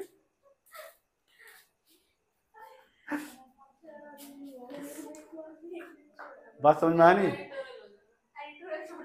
देखिए एडिटोरियल हो जाएगा, समझ लो। इसका मतलब इस स्वच्छता की ओर एक कदम इनका स्वच्छता की ओर है नहीं भाई। तो फिर ये लोग कोई बात नहीं, WHO भी चिल्ला कह रहा है यार भारत के अंदर सबसे ज्यादा गंदगी। समझ में? चलो ये बताओ, अगर एक काम करना स्टार्ट करो तुम, जो काम झाड़ू मारने वाले जो लोग बेचारे आज जिनसे गवर्नमेंट जॉब मिलती है, तो झाड़ू मारने वाले, अगर हम अपना कर्तव्य समझकर अपने घर के बाहर झाड़ू मारे और फिर वो दूसरा लाई मारे, सरकार कर्मचारी पैसे देते हैं, सरकार कर्मचारी को पैसे देती है, वो पैसा बचे नहीं जाएगा, उस कर्मचारी की जरूरत नहीं पड़ने की, उसे कहीं और नहीं लगा सकते हम। इसका मतलब जो मानव संसाधन पर जो पैसा खर्च किया जाता है ना, आज समझ, जो अनावश्यक पैसा खर्च हो रहा है उसे हम दूसरे कार्यों में लगा सकते नहीं। इसका मतलब जनता भागीदार हो जाए तो प्रशासन के अंदर, प्रशासन में घुस जाओ ना। हम समझते तो नहीं, अपना कर्तव्य समझते, सोचते गवर्नमेंट कर्मचारी खुद मारा झाड़ू में क्यों साफ करो अपने घर के सामने, सरकार तनख्वाह नहीं दे रही उसे। आया समझ? तो जनता की भागीदारी तो जैसे बढ़ती चली जाएगी ना, तो जो संसाधन को पैसे अधिक मात्रा में लग रहा था उसके अंदर कमी नहीं जाएगी। आज मानव संसाधन और पैसा ज्यादा अधिक मात्रा में खर्च होता है, उसके अंदर लागत कम हो जाएगी, नहीं हो जाएगी। तो जनता की भागीदारी तो ये भी एक फायदा होगा। इस तरह के फायदे पड़ रहे हैं, और ये सुशासन को बढ़ावा दो, सही है, कोई बात नहीं है, वो भी सही, बिल्कुल घबराने की बात नहीं है। लेकिन जो ओरिजिनल पॉइंट है ना, ये पॉइंट निकाल कर वहां लिखने पड़ेंगे, तुम बताना पड़ेगा क्या मतलब है सब चीजों। भाई जनता जैसे भागीदार हो जाएगी तो बताओ सरकार की लागत में कमी आ जाएगी, नहीं आ जाएगी? और सरकार के पास जो पैसा बचने वाला, फिर उसको सरकार अलग जगह यूज कर सकती है। सरकार के पास देखो कितना राज्य को उससे घाटा बढ़ता चला जा रहा है कि भारत में कितना उधार ले रखा है, उसे पे कर देंगे हम, ऐसा समझो, सरकार की छवि सुधर जाएगी। तो बताओ इतनी बात समझ में आई नहीं? एक पॉइंट मस्त पॉइंट है नहीं है? ठीक, अगर ये तो झाड़ू वाला उदाहरण दिया मैंने तुम्हें, ऐसा कहीं भी ले लो तुम, समझ आई बात? या अब रास्ते में जब मैं गाड़ी निकाल रहा था तो वहाँ पाइप पड़े रहते, पाइप, तो जब मैं गाड़ी बाहर निकाल रहा था मैंने सोचा यार इतने सारे पाइप थे, तो मैंने सोचा कि इतना मैं इनके अधिकारियों गवर्नमेंट के कर्मचारियों को मिलाऊंगा, इससे बढ़िया तो मैं खुद भी कर दूंगा ना, मैं ढूंढता फिरूंगा ना। मैंने फटाफट हाथ कर दिए। तो मैं जनता हूँ, प्रशासन के अंदर मैंने अपनी भागीदारी बढ़ाई, अब मेरा कार्य तुरंत आसान होगा। अगर मैं उनके चक्कर में रहता ना तो मैं 2 घंटे बाद आए थे। ऐसे बना दिया, नहीं बना दिया प्रशासन ने? तो मैंने प्रशासन के अंदर अपनी भागीदारी बढ़ाई और कार्य आसान बना दिया। सही, सरकार के अंदर तो पहले इंसान को अपना कर्तव्य तो समझना होगा। तो यहाँ ना लोग यहाँ दिक्कत ये की, दो ना, यहाँ लोग व्यक्तिगत हित को वरीयता देते हैं। यहाँ लोग व्यक्तिगत हित को वरीयता देते हैं। हेलो, व्यक्तिगत हित को वरीयता देते हैं, सार्वजनिक हित को वरीयता देते हैं। दशरथ मांझी देखी किसी ने? दशरथ मांझी पिक्चर इस बार में तुम्हें छुट्टी डाल लूंगा ना, शनिवार को या संडे तुम्हें छुट्टी डाल लूंगा, एक छुट्टी डाल लूंगा तो 2 पिक्चर भेज दूंगा। एक तो भेज दूंगा तुम्हें दशरथ मांझी की पिक्चर, और जरूर देखना, टाइम लगाएगा। आया समझ? दशरथ मांझी नहीं, बड़ी मस्त पिक्चर है। उस बंदे ने पता क्या करा था, उसकी तो कहानी भी, स्टोरी भी, दशरथ मांझी ने पता क्या करा था, अपनी महबूबा के चक्कर में पूरा पहाड़ उड़ा दिया था, पहाड़ तोड़ दिया था। रिपोर्टर से बार बार पूछता रहा, 20 साल तक उस बंदे ने पहाड़ तोड़ा, छीनी हथौड़ा उठाकर, छीनी उठाकर हथौड़ा उठाकर 20 साल तक पहाड़ तोड़ता रहा। पता क्या पूछा, एक वो रिपोर्टर उसकी बार बार रिपोर्टिंग करने आता था। 7 साल तक उस गाँव में सूखा पड़ा था, सब गाँव छोड़ के चले गए थे, वो गाँव छोड़कर ही चला गया। क्यों नहीं पता, क्यों नहीं चला गया? क्योंकि उसकी महबूबा की वहां से गिर के मृत्यु हो गई थी। कारण ये नहीं आता कि किसी और की मृत्यु ना हो यहाँ से गिर कर। क्यों? क्योंकि 80 किलोमीटर का रास्ता बचाया था उसने। अगर ऐसे घूम कर जाओगे पहाड़ तो 80 किलोमीटर जाना पड़ता था, अगर उसने पहाड़ काट दिया तो 80 किलोमीटर का रास्ता बच गया, 8 किलोमीटर दूर फिर हॉस्पिटल आ जाता था। अपनी जो उसकी वो थी ना, वाइफ थी, उसे ले जाने में वो विफल रहा था, तो उसके चक्कर में उसने पूरा पहाड़ ही उठा दिया। और जब रिपोर्टर बीच बीच में उसके पास आता था ना, पूछा था आप कभी बोर नहीं हुए? वो कह रहा मैं एक अखबार पर, रिपोर्टर कह रहा है मैं एक अखबार निकालने की पूरी कोशिश कर रहा हूँ, और ये अखबार मेरा कभी चल ही नहीं रहा जिंदगी में आज तक। आया समझ में? अब अखबार निकालना, उसने कहा कि दूसरे के यहाँ तुम काम करते, दशरथ माझी ने कहा दूसरे के यहाँ काम करते, अपना अखबार निकाल लो ना। तो उसने कहा अखबार निकालना इतना आसान काम थोड़ा ही है, अखबार निकालना बहुत हार्ड काम हो। आया समझ में? तो पता है दशरथ माझी ने क्या जवाब दिया? मैं कह रहा पहाड़ तोड़ने में मुश्किल होगा, मतलब तो 10 साल पहाड़ तोड़ तोड़ तोड़ बीत चुके थे। तो जो तुम काम कर रहे हो यूपीएससी पहाड़ तोड़ने तो हार्ड है, 20 साल लगाया उसने, और 2007 में उसकी मृत्यु 1965 में पहाड़ तोड़ना स्टार्ट करा था उसने। रियल स्टोरी है, 1965 की बात है, रियल स्टोरी है। इंदिरा गांधी से भी मिला था वो। आया समझ में? इंदिरा गांधी के साथ उसकी फोटो भी छपी हुई न्यूज़पेपर में, रियल में। इंदिरा गांधी ने कहा मैं तुम फंड मुहैया कराऊंगी, कुछ कोई फंड दिया, कोई रोड नहीं बनाया उन्होंने। 20 साल तक वो बंदा पहाड़ तोड़ता रहा। अब उसकी महबूबा का नाम था फगुनिया, फगुनिया के चक्कर में पूरा पहाड़ तोड़ दिया उसने। भेजेंगे, लेकिन शनिवार को भेजेंगे। हाँ ऐसी ऐसी मूवी देखनी चाहिए, ठीक? ऐसी मैं देखता हूँ, एक टीचर वाली पिक्चर है वो देख, वही भेजूंगा तू, बहुत अच्छी पिक्चर है। समझ में आया? तू पता क्या हुआ, वो पहाड़ उसने पहले क्यों नहीं तोड़ा? पता क्यों नहीं तोड़ा? क्योंकि जब समस्या अपने आप तक नहीं आती ना, तब तक समस्या समझ में नहीं आती। समझ की बात है? जब तक कोई घटना अपने आप को खुद नहीं बीतती ना, तब तक वो बात समझ में नहीं आती। समझ में आई बात? तो मुझे बुखार करना चाह रहे हैं।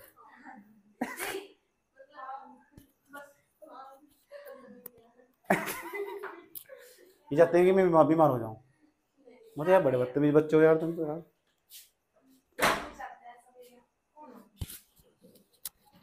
ना ना ना,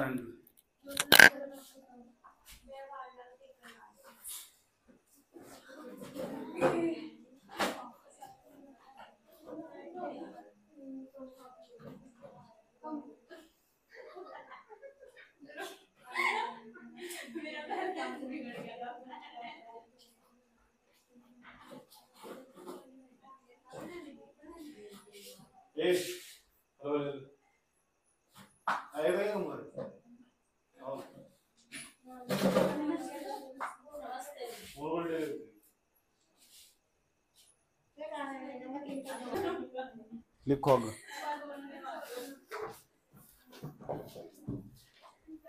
क्या लिखा?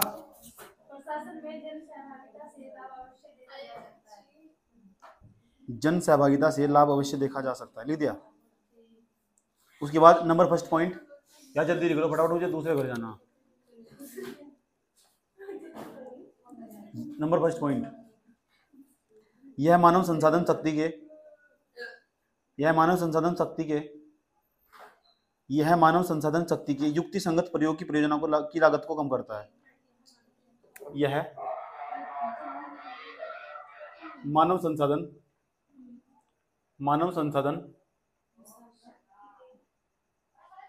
शक्ति के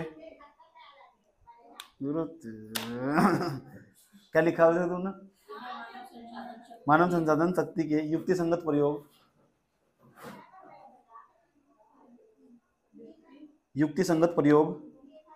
से परियोजनाओं की लागत कम करता है। युक्ति संगत प्रयोग से परियोजनाओं की लागत कम करता है।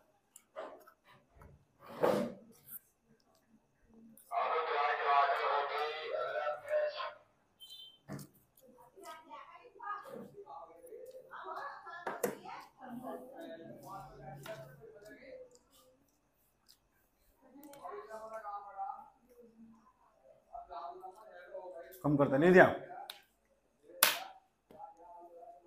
अब बताओ, मोदी के स्वच्छता अभियान चलाने में कुछ हो रहा है। WHO ने क्या कहा कितने रुपए लगे? 6,000 रुपये एक बंदे के, गुणा करके इतने पैसे भाग रहे एक साल में। अगर तुम खुद ही स्वच्छ रहना स्टार्ट कर दो, मोदी कैसे कर, मतलब तो सोचो भारत में कितना बुरा हाल है। भारत में सोच जैसे अभियान चलाने पड़ रहे हैं, सोच लो इतना कितना कितना कितना बुरा हाल है, मतलब हद होगी यार, कितने पीछे हम। ये 12वीं क्लास पास कर ली ना, समझाना पड़ा सांप कैसे रहते हैं, सांप रहने क्या क्या स्टैंडर्ड्स हो मानव को, ये 12वीं क्लास करके बैठे हुए पास। इनके बराबर तो गुजर कैसे दिखा, आदिवासी भी ठीक ठाक तरीके से रहते होंगे।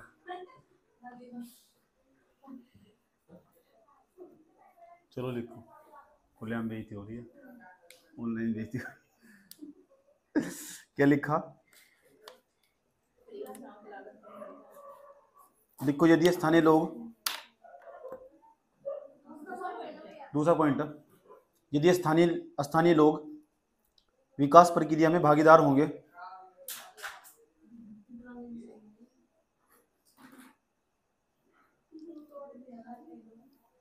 फिर तो नसों बुखार हो जा।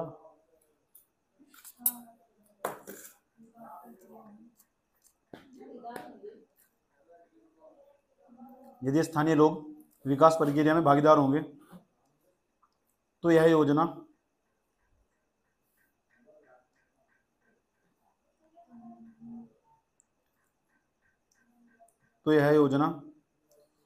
द्वारा किए गए बदलाव को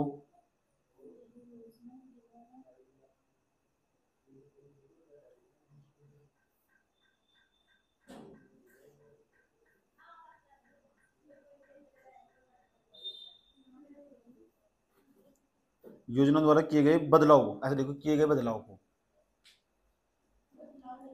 हाँ बस किए गए बदलाव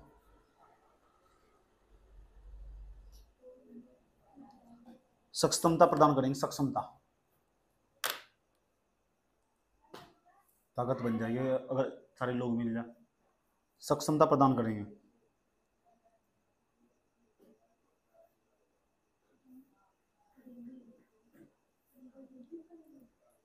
ठीक है ना, कितने पॉइंट हो गए? तीसरा पॉइंट लिखो, समुदाय अपनी सहभागिता से स्वयं सीखता है, समुदाय अपनी सहभागिता से स्वयं सीखता है।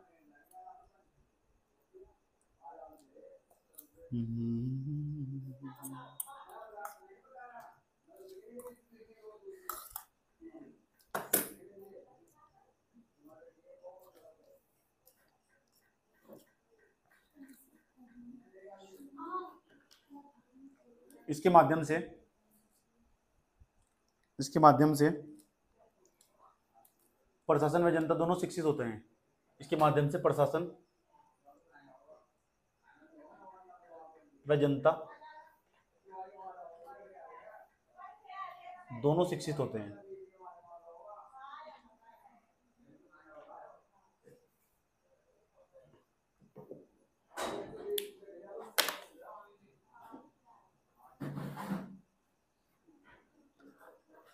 ठीक है ना, कितने पॉइंट हो गए? चौथा पॉइंट लिखो, यह समुदाय की भूमिका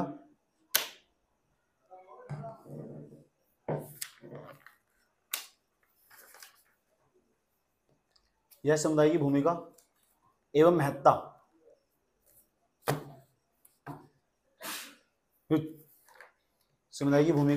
का निर्धारण करती है। जनसहभागिता की बात कर रहा हूँ। यह समुदाय की भूमिका एवं महत्ता का निर्धारण करती है। समुदाय की भूमिका एवं महत्ता का निर्धारण करती है। कितने पॉइंट हो गए? अब करते हैं समीक्षा इसकी। हेडिंग मतलब नहीं, समीक्षा।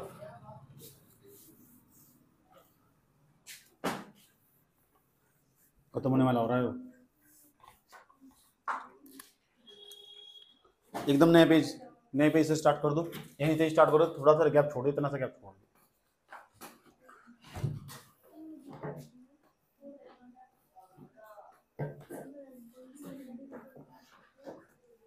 देखो, जन सहभागिता के इतने सारे लाभ, फिर भी सफलता नहीं मिल पाई, इसी तो समस्या कहते हैं। देखो, जन सहभागिता के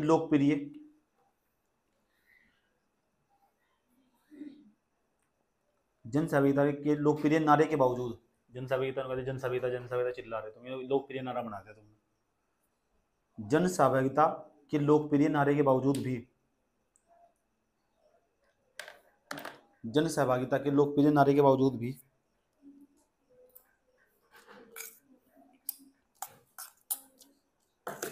लोकप्रिय नारे के बावजूद भी नारे के बावजूद भी लोकप्रिय नारे के बावजूद भी इस दिशा में उतनी सफलता नहीं मिल पाई है। लोकप्रिय नारे के बावजूद भी इस दिशा में उतनी सफलता नहीं मिल पाई है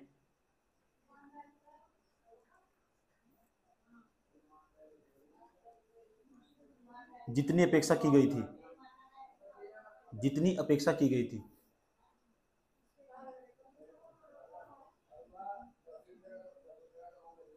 जितनी अपेक्षा की गई थी, लिख लिया।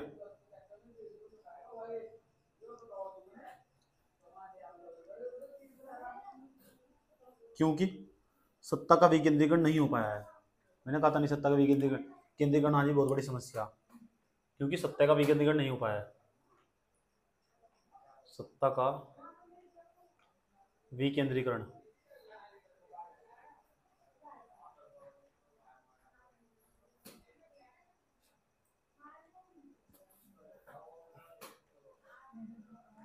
सत्ता का विकेंद्रीकरण नहीं हो पाया है।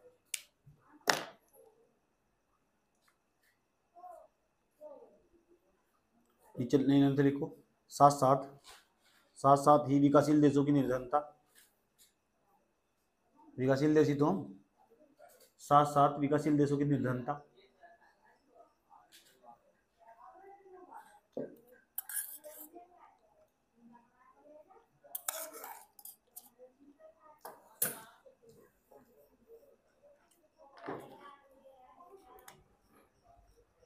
साथ साथ क्या लिखा, साथ साथ एक चुनौतीपूर्ण कार्य है।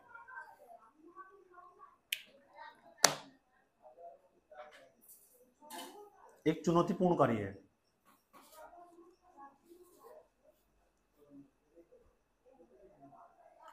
लेकिन इस दिशा में देशों की सरकारें प्रयासरत हैं।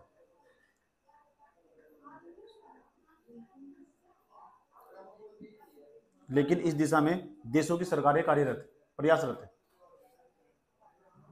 लेकिन इस दिशा में देशों की सरकारें प्रयासरत हैं।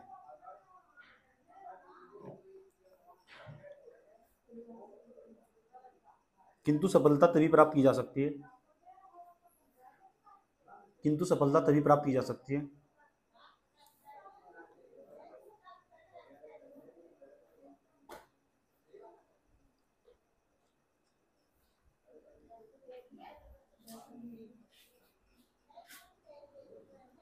परंतु सफलता तभी प्राप्त की जा सकती है जब विकास कार्यों में स्थानीय लोगों की भागीदारी हो। जब विकास कार्यों में स्थानीय लोगों की भागीदारी हो। जब विकास कार्यों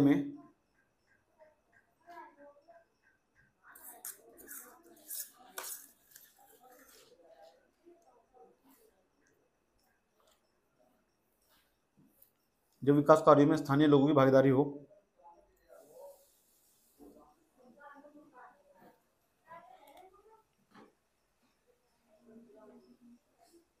जब स्थानीय लोग, क्या लिखा, तथा वे स्वयं अपनी समस्याओं को समझकर निराकरण कर सके। तथा वे स्वयं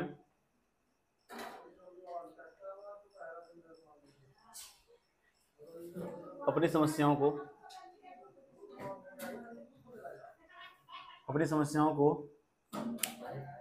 समझकर निराकरण कर सके। कंफ्यूज हो गए ना बापू की बात सुन के, अपने बापू की बात सुनो कंफ्यूज हो गए। डरती फिर भी डर होना चाहिए, फिर भी डर नहीं आता मेरे इसका।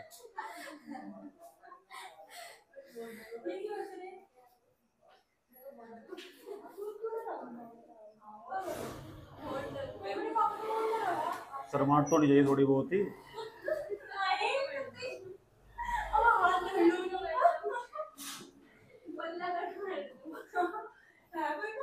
एक मूवी देखी थी मैंने, उसकी रणबीर कपूर, उसका नाम था बेशरम। अब एक बनाई मूवी बेशरम नंबर 1।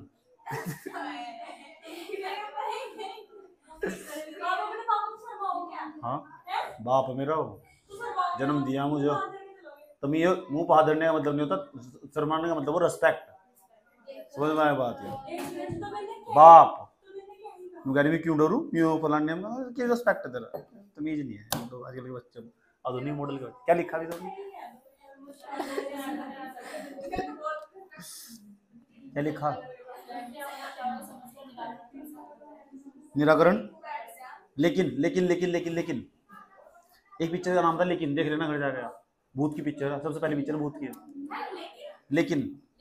हाँ, लेकिन ये है तभी संभव होगा। अरे पर लिख लो, चल बैठ कर कभी लेकिन लेकिन दिखाऊंगी, पढ़ना तो है नहीं, कर बैठ कर। लेकिन यह तभी संभव होगा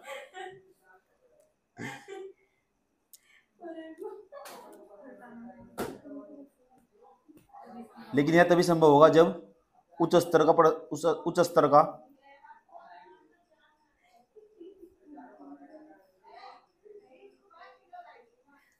उच्च स्तर का प्रशासन, जबकि उच्च स्तर का प्रशासन, अरे लाल चुप हो जा।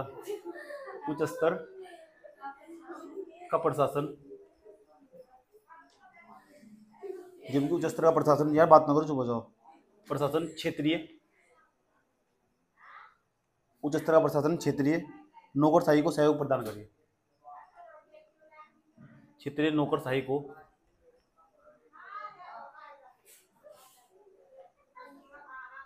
सहयोग प्रदान करे।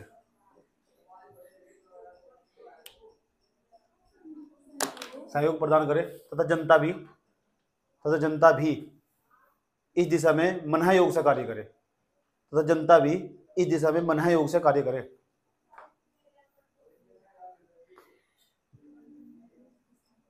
जनता भी इस दिशा में मनहयोग से कार्य करे। मनहयोग से, मन से।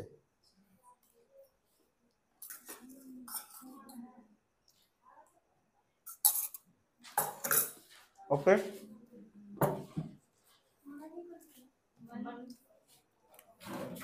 क्या मन है?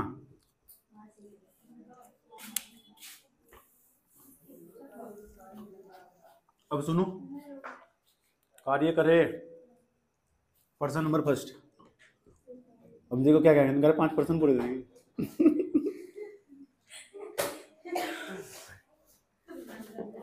पीसीएस का पर्सन प्रशासन में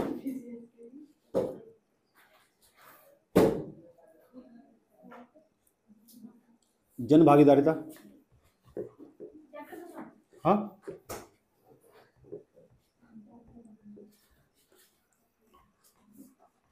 पर टिप्पणी लिखिए। जन भागीदारिता पर टिप्पणी लिखिए। पता कितने शब्दों में? 150 शब्दों में। जब टिप्पणी लिखनी पड़े ना, पर्सन 3 भागों में टूट जाएगा। जन भागीदारिता की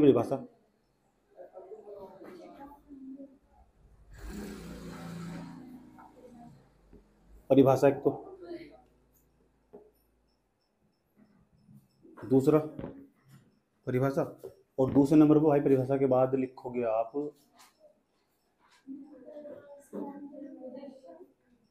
उद्देश्य नहीं लाभ। प्रशासन में जन भागीदारिता का लाभ,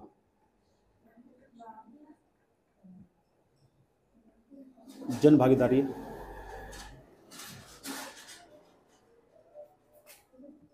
का लाभ। और तीसरे नंबर पर जाओगे आप, तीसरे नंबर पर लिखोगे, समीक्षा कर दोगे इसकी। ठीक, जो लास्ट में मैंने पॉइंट लिखा है ना, लास्ट का पैराग्राफ लिखा वो सारा उतार दोगे। 150 शब्द के आसपास थोड़ा थोड़ा करके लिख दोगे, आराम से 150 शब्द बंदे दिखा देंगे।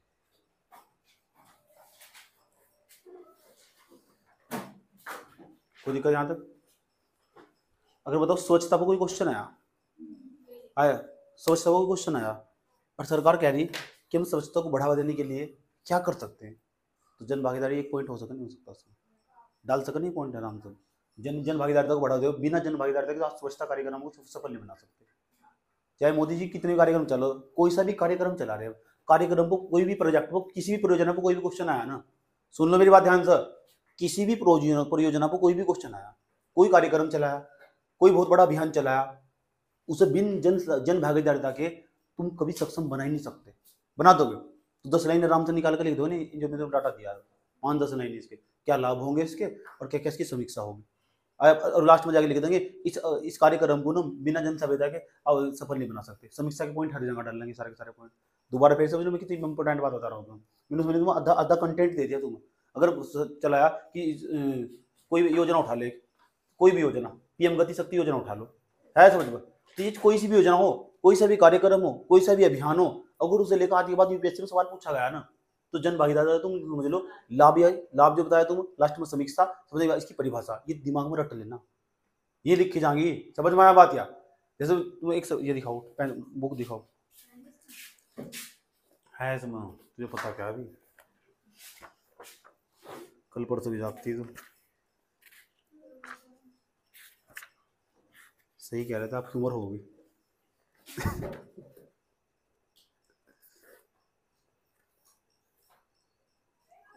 देखो क्या हो गया,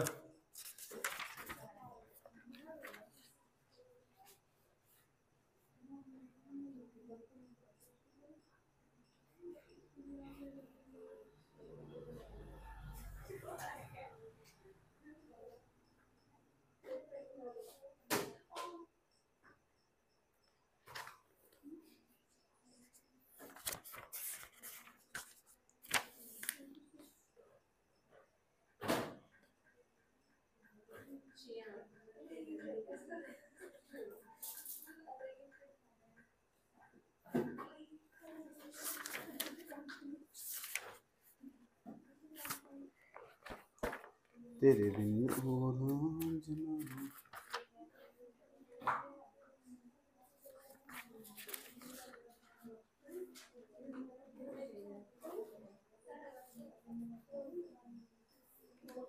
देखो देखो क्वेश्चन 2017 में पूछा सवाल, क्या सवाल पूछा, जल सफाई एवं स्वच्छता की आवश्यकता को लक्षित करने वाली नीतियों के प्रभावी क्रियान्वयन को सुनिश्चित करने के लिए लाभार्थी वर्गों की पहचान को प्रत्याशित परिणामों के साथ जोड़ना होगा।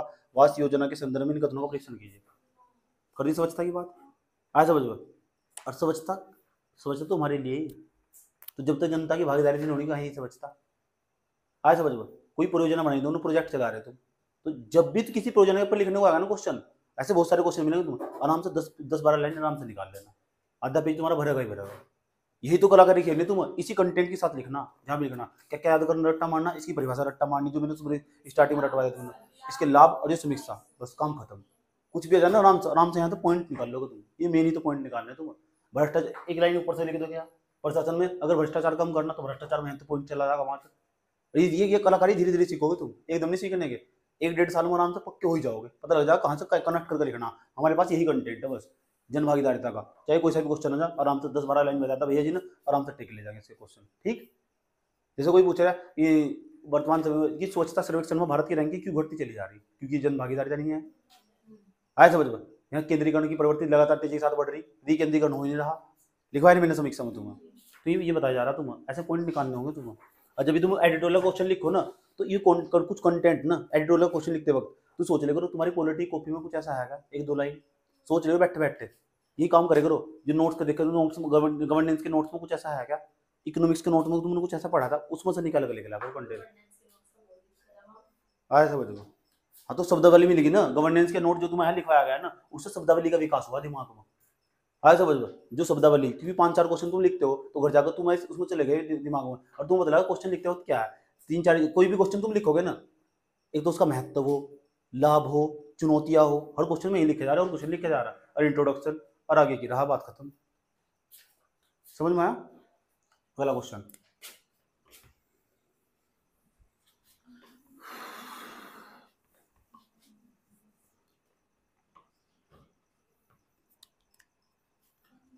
प्रश्न नंबर 2,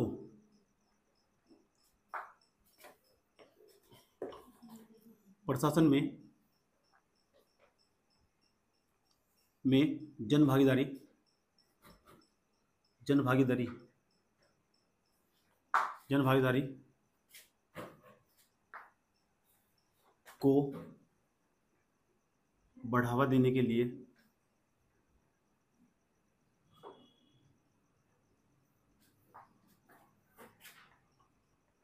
सरकार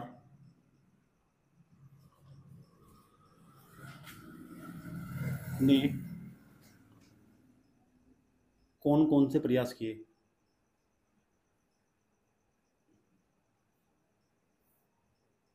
नेट से सर्च करके लिख सको कुछ क्वेश्चन का उत्तर। कोई योजना चल रही हो इस टाइम तुम्हारे दिमाग में ही हो, इससे जन सहभागिता को बढ़ावा मिलेगा। हाँ बिल्कुल शाबाश। कौन कौन से प्रयास किए?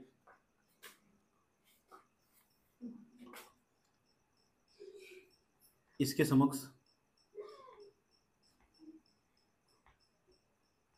कौन सी चुनौतियां हैं?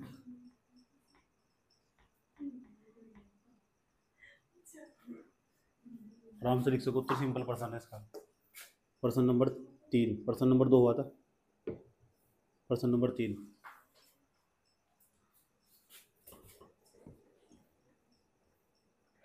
क्या जन सहभागिता से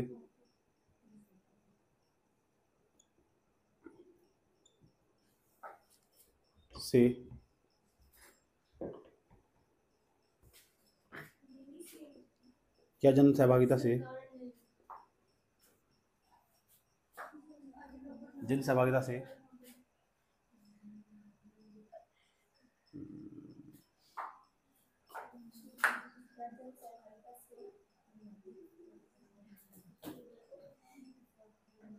दिमाग में बहुत अच्छा पॉइंट आ रहा।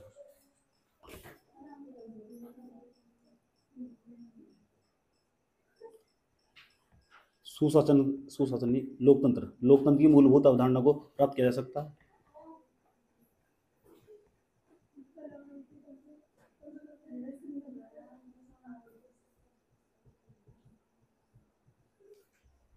लोकतंत्र की मूल अवधारणा को प्राप्त किया जा सकता है।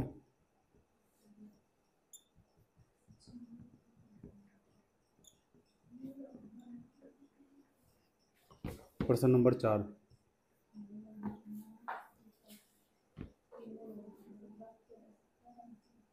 भ्रष्टाचार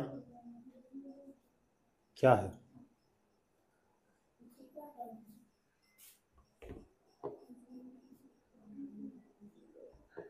प्रशासन में लिख लो चुपचाप, परिभाषा निकाल के लेगा ना पीछे से।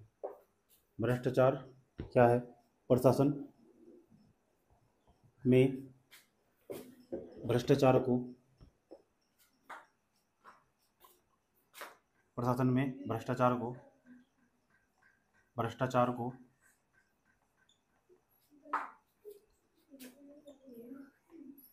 कम करने हेतु कौन सा बोला? पूरे 5 करेंगे। प्रशासन में भ्रष्टाचार को कम करने हेतु जन भागीदारी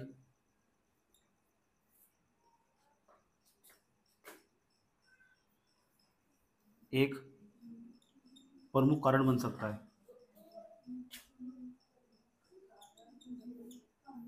प्रमुख कारण बन सकता है, समझाइए। 100 वर्ड लिखने हैं, सबके 100 वर्ड लिखने हैं। 100 वर्ड फालतू में।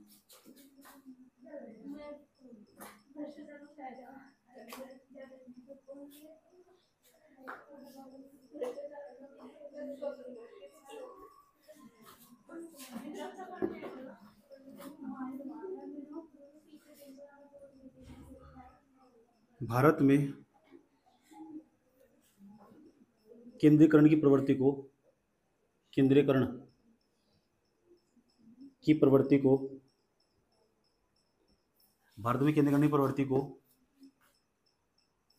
कैसे कमजोर किया जा सकता है?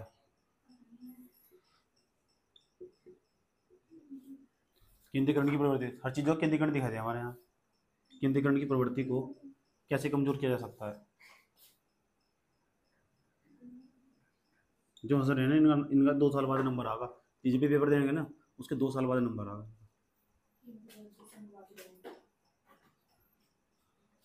ये तो बच्चा पता कैसा हो, उसके दिमाग में उत्तर भी सोच ले बैठा बैठा हो, डिस्कस करता करता। क्या क्या लिखना, केंद्रीय गण की प्रवृत्ति को कैसे कमजोर किया जा सकता है, टिप्पणी करो। 100 वर्ड। प्रशासन में जन भागीदारी को बढ़ा दो। सेम उत्तर, उसका जो सारा सारा कंटेंट लिखवाया इसका पूरा उत्तर हो। उससे सबसे लास्ट में होगा क्या, केंद्रीय गण की प्रवृत्ति कमजोरी होगी लास्ट में।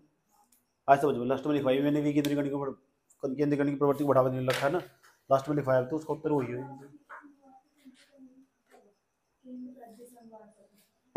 100 वर्ड लिखने, ये हमारा चैप्टर समाप्त हुआ।